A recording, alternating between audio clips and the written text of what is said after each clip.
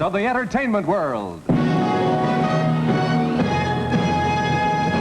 Hollywood Palace. With your host, Liberace. Tonight, Gene Bayless, Bertha and Tina, Paige and Gray, Rowan and Martin, the three Getchys, Jamie Wallace, Edward G. Robinson, Vigilaires of the Hollywood Palace Orchestra.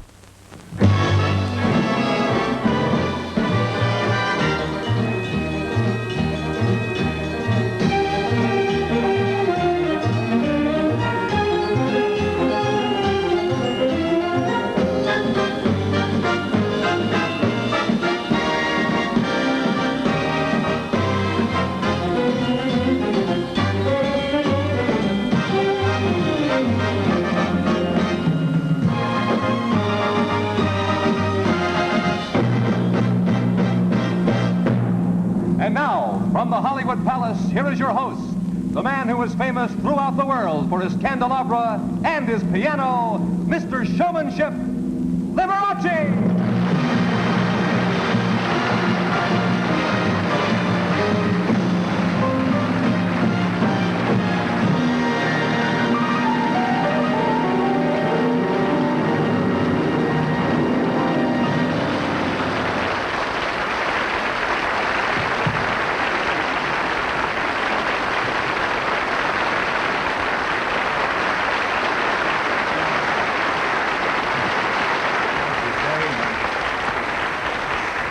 Thank you so much, and a good evening to all of you. I'm so very happy to be your host in the Hollywood Palace, and you probably recognize that number I just played. It's from my old television show. It was my theme song.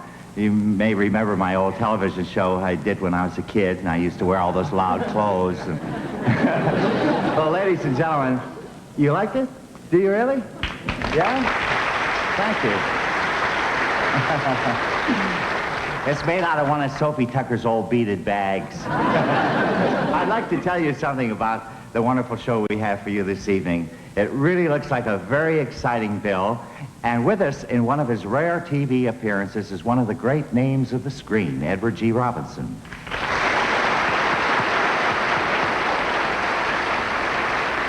And we'll also have comedy by Rowan and Martin and Gene Bayless, and a charming redhead from England, Shani Wallace.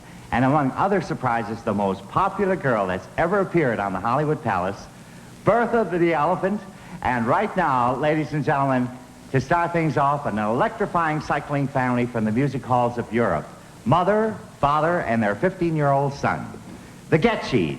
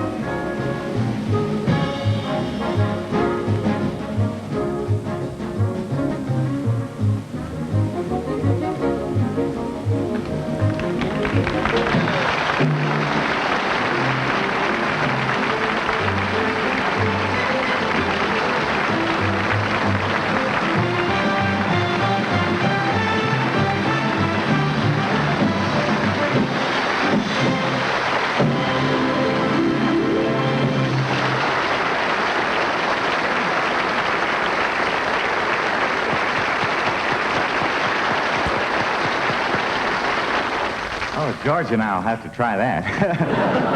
And now, two young fellas who've already taken their place among the great two-man teams of comedy, Dan Rowan and Dick Martin.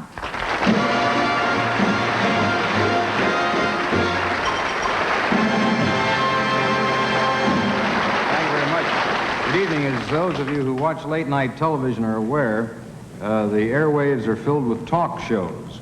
Everybody sits around talking to someone else, and sometimes they're rather exciting. Of course, on Saturday night there aren't too many talk shows, so we thought we'd fill that gaping need with one of our own. We call it our special events interview. We're just about ready, about 2 minutes away from going on the air, according to the old clock on the wall. Our first guest should be in the studio. Yeah, there he is. Sir, we're just about ready to go. Sir, coming over in this area here, please, sir. I believe that they sent, did somebody send you down here to be interviewed on television, sir? Did you come down to be interviewed on television? Are you our first guest tonight, sir? I don't know. Did you come down to be interviewed? Yes, I did. Is this where we're going to do the television show? Yes, right here. Oh, I didn't know. This is a wonderful thrill for me. Well, it's quite a pleasure for us to have you. Well, thank you. My golly. Yeah. You know what happened? I didn't get a letter until a week ago Thursday. See, I was on vacation. Yeah, that's what I understand. Well, it's nice of you to come down today. It's a real pleasure. If I'd like to I drove down and... Excuse me, if you'd stand around here on this side. You see, once we get on the air... I drove down in the terraplane, you know. In the terraplane? I drove down one of those old cars.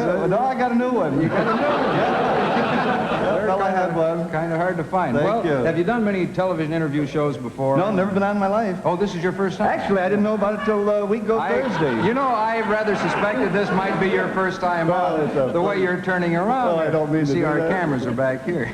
Oh, I'm sorry. See, now, once we get on the air, you'll notice a couple of things taking place. Since you've never been on before, I'll explain to you what's going to Anything at happen. all. It's a real thrill to be Well, here. we're delighted to have you. It's a big honor for me. Well, we're really consider it a privilege. Once we get on the air, you'll notice... Really a thrill. Oh, yes, we're very happy about it. We work this show with 3 cameras. 3 cameras? Now, all 3 of these cameras are immobile. They're where? They're fixed. I didn't know that. They don't move, you see. You said fixed, I was wondering. Well, they're fixed in place. I had my cat fixed a week ago. So Old terrible town, we used to call him. once we start... You leave that screen door open. He would he'd go after anything. Squirrels, dogs. What I wanted to explain to you, see, we have not We only... had to have him fixed. He just sits in the bread box and stares at me. We don't have a lot of time. We call him Sam Spade. Listen to me. Well, we're just out... The important thing He's to been remember... gone for 2 days just canceling appointments. You're wasting all of our time. We're going on there in 15 seconds.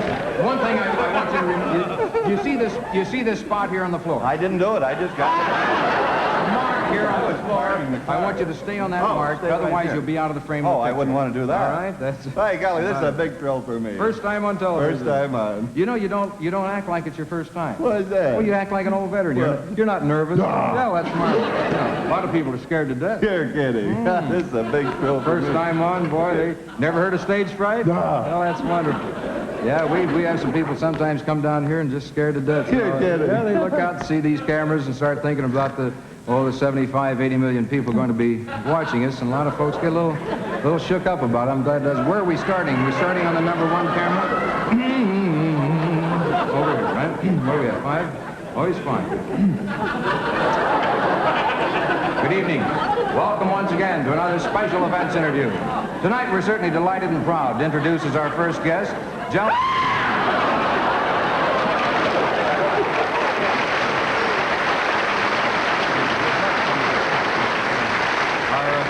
Our first guest this evening, an outstanding professional man from the eastern part of the United States. Thank you. It's a pleasure to welcome you to Special Events Big Interview. thrill for me. Yes, we have really been looking forward to your visit. It's a big honor. Yeah.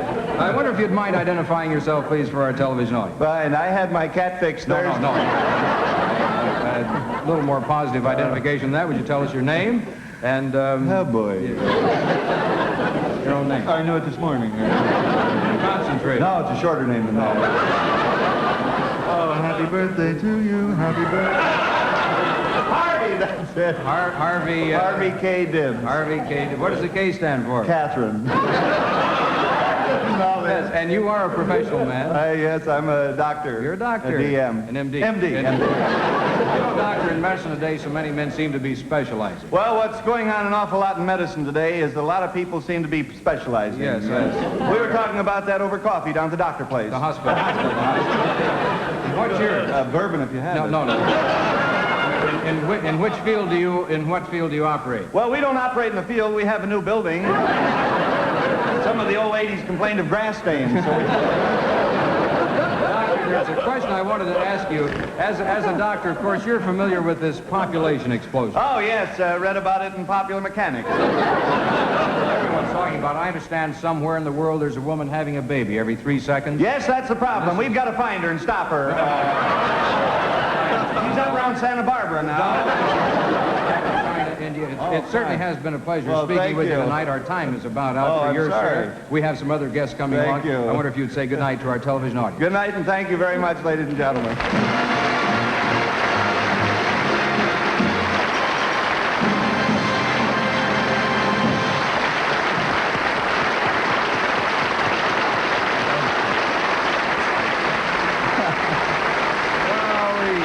You guys are really great.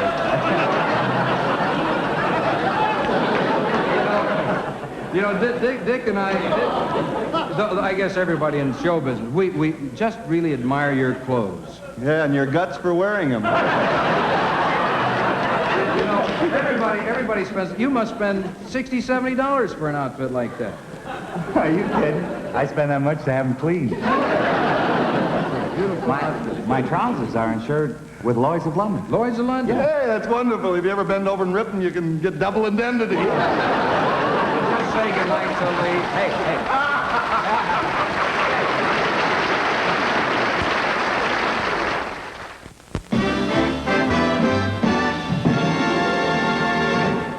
I guess you folks have read about the problem England's been having holding up the value of the pound. Well, here's 108 English pounds anyone would like to hold. That delightful redhead from London town, Shaney Wallace.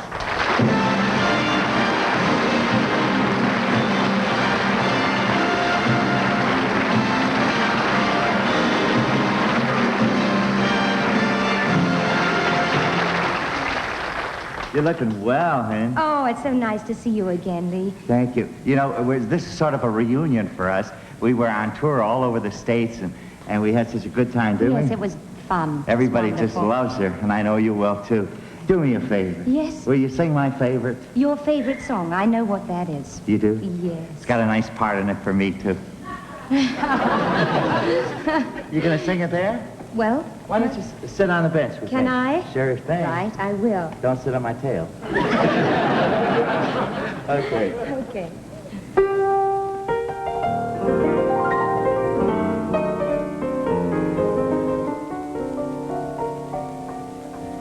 Lee, may I say, along about now each day, each time that I hear you play that old melody. Oh, I never had a more nostalgic feeling than the feeling that this song brings back to me. There goes my heart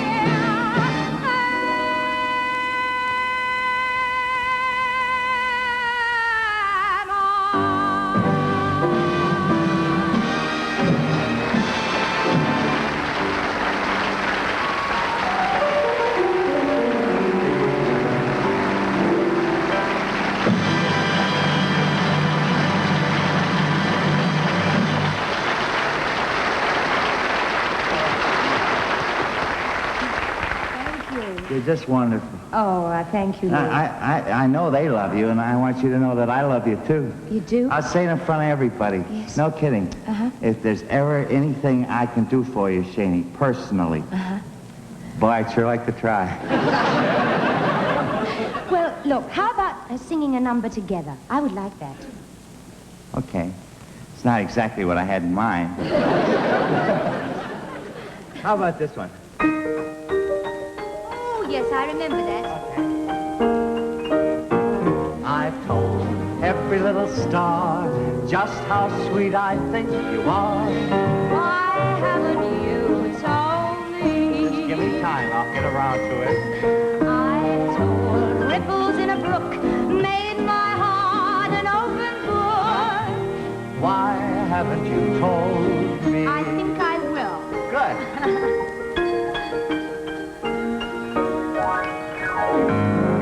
'Cause you were meant for me. And I was meant for you. Okay, sit down. I want to talk to you a little bit here.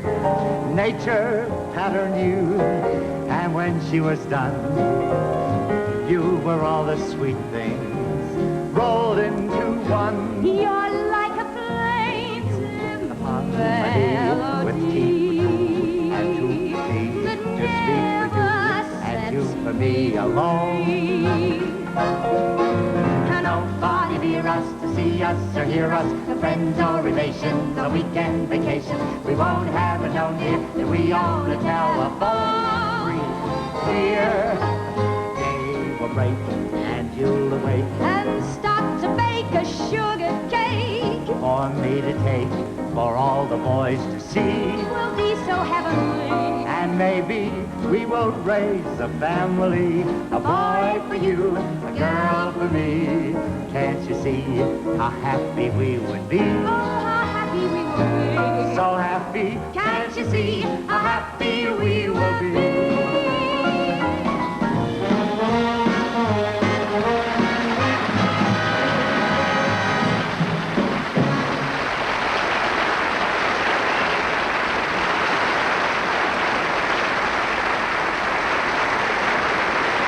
Shani Wallace, isn't she marvelous?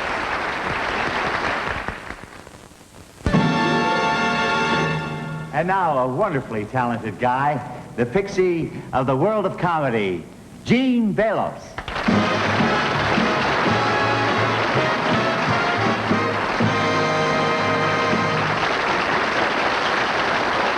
Liberace, and thank you, ladies and gentlemen, for this wonderful round of indifference. I didn't think I was going to be here tonight. I broke a tooth this afternoon, and my mouth hit the microphone, and I chipped a tooth. And the producers were so kind, you know, Nick Vanoff and Mr. Auerbach, they got me a dentist about 15 minutes ago, and I told them I was on the Hollywood Palace show, and they capped a tooth. And I wouldn't miss show business for nothing in the world. When he filled the tooth, I told him not to do the show itself.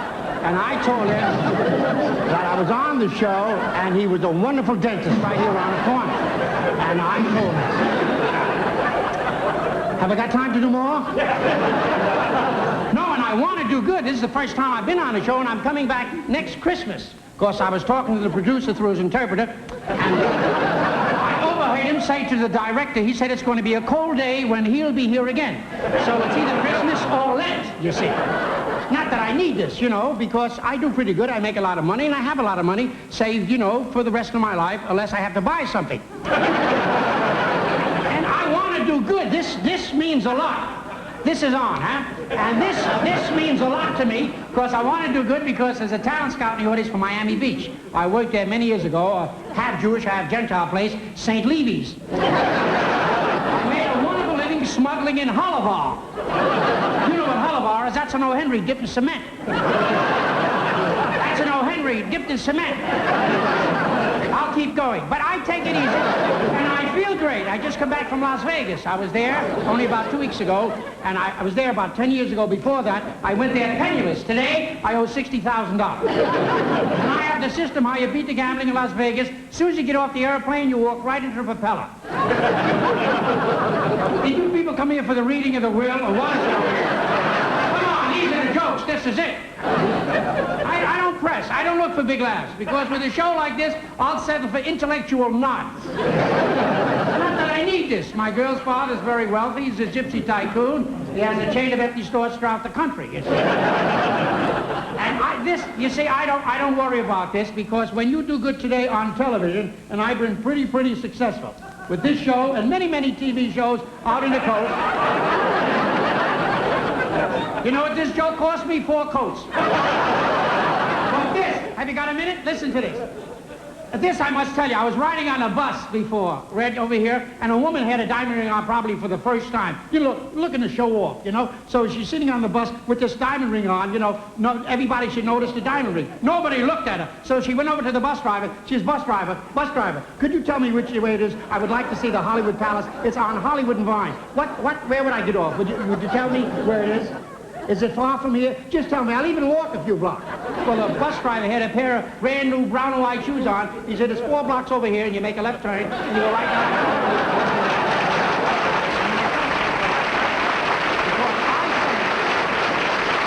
I say, if you do great, because this is a business like anything else. It's like a doctor. A doctor goes to school to study medicine, right? A lawyer goes to school to study law. Comedian goes to school to study how to comedian. For this, they give you a lot of old jokes. They put marbles in your mouth, and every day you drop a marble out of your mouth. And when you lose all your marbles. But I must tell you one funny story as the laughs are dying down. This is a story about 3 sons. 3 sons are at the father's bedside who is dying.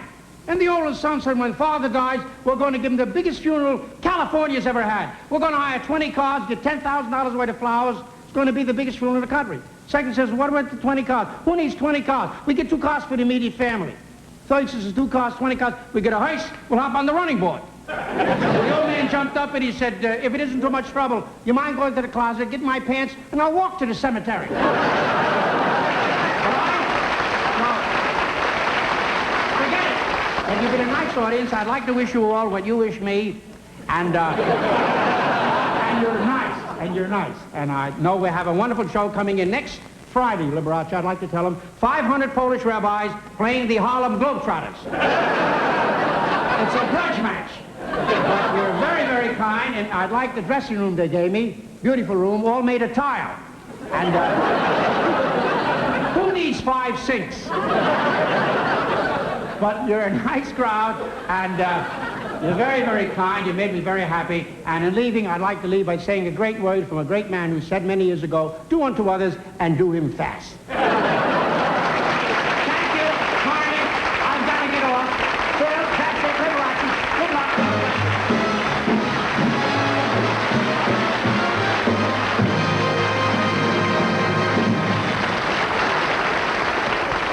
Oh, he's great. And now, ladies and gentlemen, a very talented couple who have been the dancing sensations of the continent. They're with us tonight in the Hollywood Palace. I am very happy to be able to present to you now, ladies and gentlemen, Paige and Bray.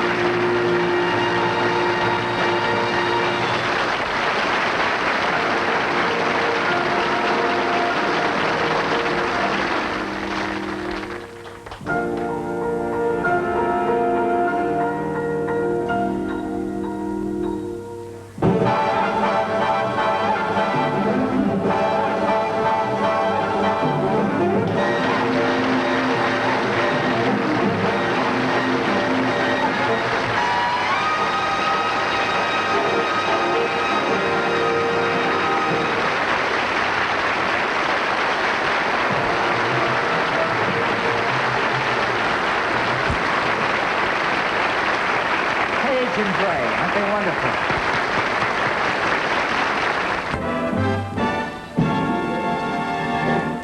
And now, let's continue the Hollywood Palace show in a great big way with the greatest mother and daughter team in show business. That jewel of the jungle, that pulchritudinous pachyderm, that elephant that even the Democrats love. I mean, Bertha and her terrific tot, Tina.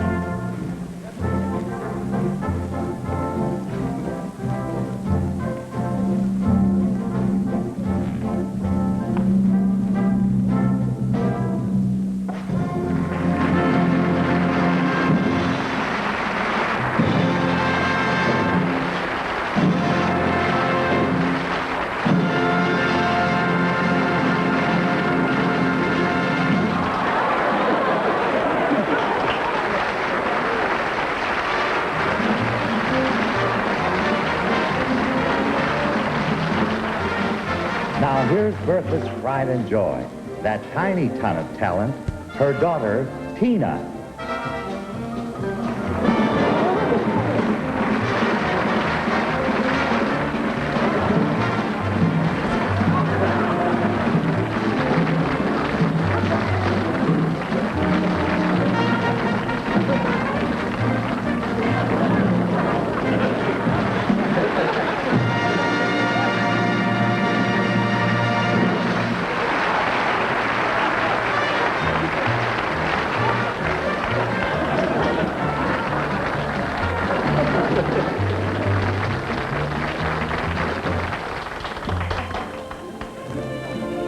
This is something Tina learned from her mother, how to walk a straight line.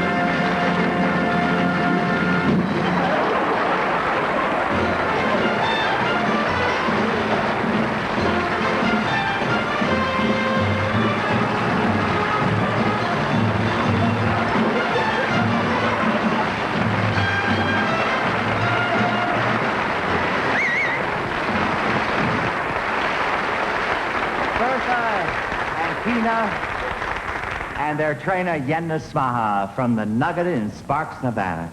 Just sensational.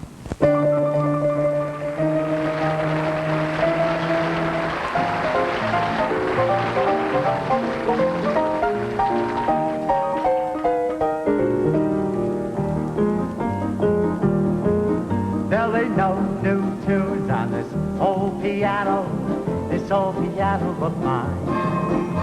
I go to a party, I play for the guests, and here's when I tell them when they make their request. There's something about the old songs that brings back the days when the old soft shoe was strictly the craze.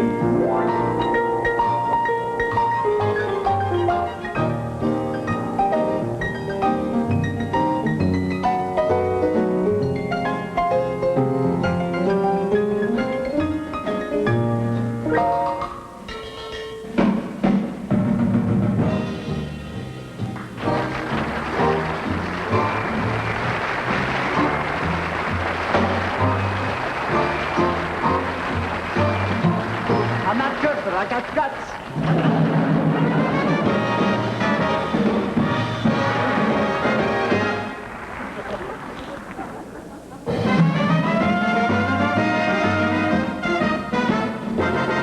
Bertha gave me this one.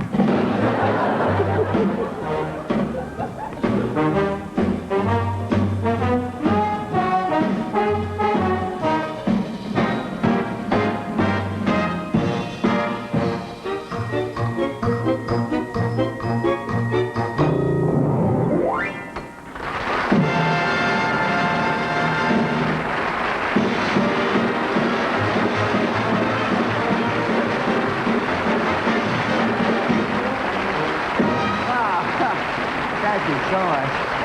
Oh, that was fun. Oh, excuse me for being out of breath. It's really not from that dance. And I don't want to give you folks the impression I've been burning the candelabra at both ends. Speaking of candelabras, many people always want to know where I got the idea for the candelabra. Well, ladies and gentlemen, it was inspired by some of the great composers of the past. And I'd like you to meet one of them right now as we take you to the Imperial Palace of Vienna for an evening with Johann Strauss.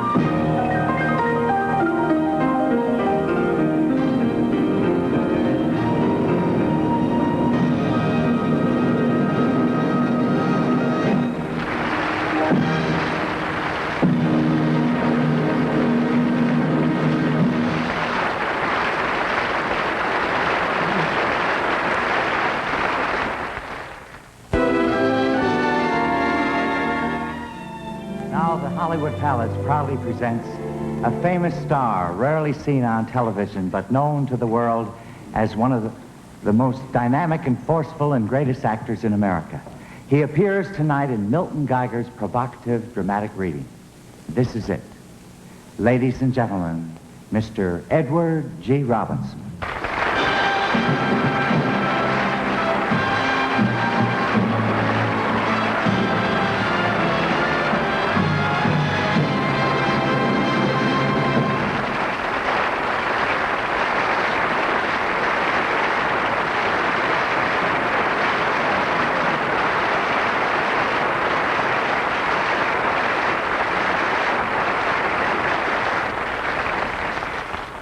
Good evening. This is the story of many voices. Voices that tell of the spirit with which America has always faced its greatest tests. Voices that challenge us today as never before, asking for the best in all of us. This is it. In great crisis, in the moment of decision or ultimate truth, there comes to men a calm, a stillness in which we know this is the big moment, this is it. Men have lived or died by such moments. Nations have endured or have vanished.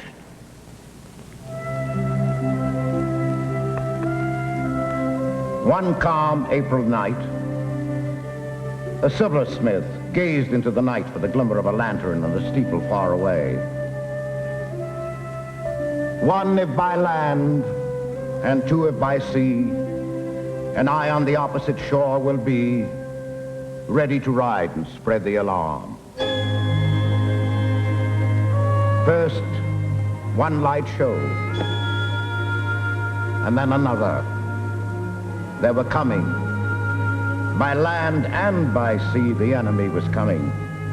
And to Paul Revere in that calm before he took to horse came the overpowering knowledge that the fate of a nation was riding that night. That this was it.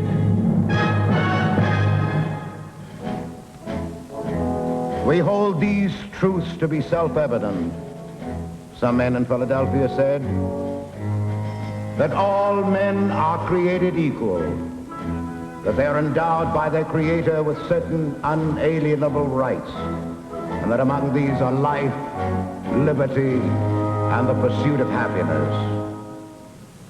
And not a man there who didn't know that this was a declaration for the ages, that a new nation must be born if they must die for it, that this was it.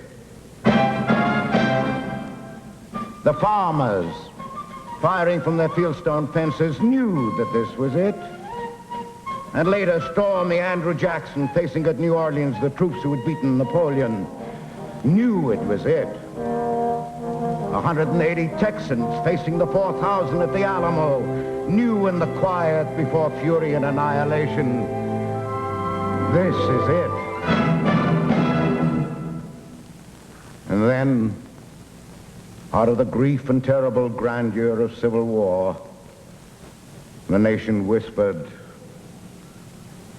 why? When on a winter's day in 1862, their president replied, we cannot escape history. The fiery trial through which we pass will light us down in honor or dishonor to the last generation. In giving freedom to the slave, we assure freedom for the free. We bear that responsibility. We shall nobly save or meanly lose the last best hope of earth. For Abraham Lincoln, for America, that was the answer. This was it. And again, when that light that was kindled in a steeple long ago, when it flickered, the Marines at Belleau Wood fixed their bayonets knowing that this was it. Bombers, came to paradise. And another president, hearing the news from Pearl Harbor in the Pacific, said solemnly to his friend and aide, "Well, Harry, I guess this is it." "Ask not," the young voice said, "what your country can do for you." But then the voice grew old and cold and stern and said, "Touch not, hands off," to those who pointed at our hearts, new muskets charged with cosmic fire. "Hush," the world said. "Pray, is this it?" And suddenly, incredibly, that voice grew still, but it had lived to utter to all conscience, "This is it." For a tiny and tremendous formula, physics warns us in the voice of bursting stars and of suns exploding that this could be it. The beloved voices of the fields of White Plains and Gettysburg, of the Argonne and Iwo Jima and the Bulge and Pork Chop Hill and nameless battlegrounds cry up to us from the earth to be equal to our moment, where earthly destiny could now be nothingness. They charge us to preserve with honor the destiny they purchased with their courage. Since the cave and the crook-bone men, since Sinai and the cross, since man first dreamed of being more than creature, he has faced his purpose and responsibility when the moment became it. We cannot escape history. The lanterns are in the steeple for us forever. Our signatures on the great and faithful document. Our beloved, unforgotten voices summon us to strength with wisdom, to greatness with compassion. By what we choose to be, we can nobly save or meanly lose the last best hope of Earth, or Earth itself.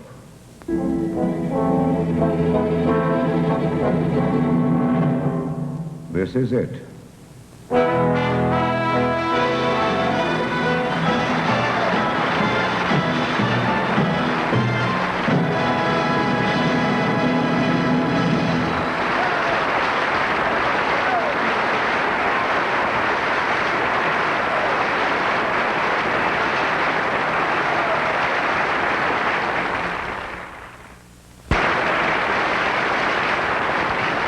And thank you, ladies and gentlemen. It's been a great, great pleasure being your host on the Hollywood Palace.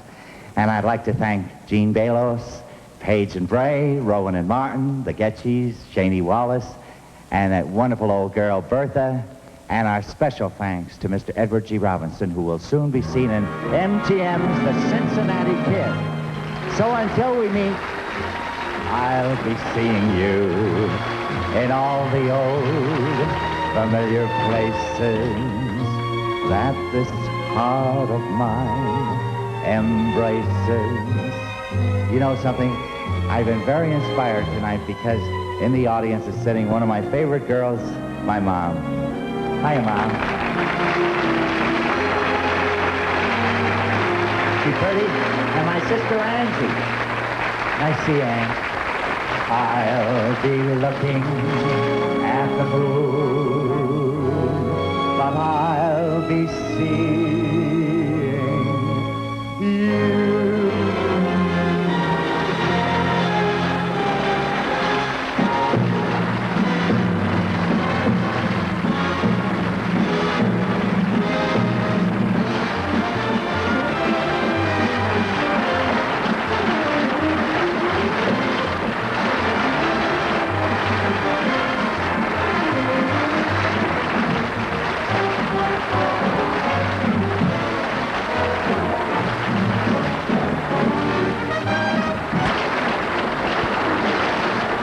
forget next week at the Hollywood Palace, Jacques d'Amboise and Catherine Marceau, the King sisters with their sons and daughters, Leonardo, Corbett Monica, the Robertis, and your host, Bing Crosby.